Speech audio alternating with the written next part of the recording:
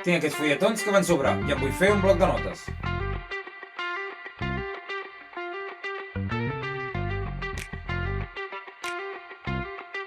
Els tallo pel mig. No m'importa que quedin desiguals. L'important és que un lateral sigui recte.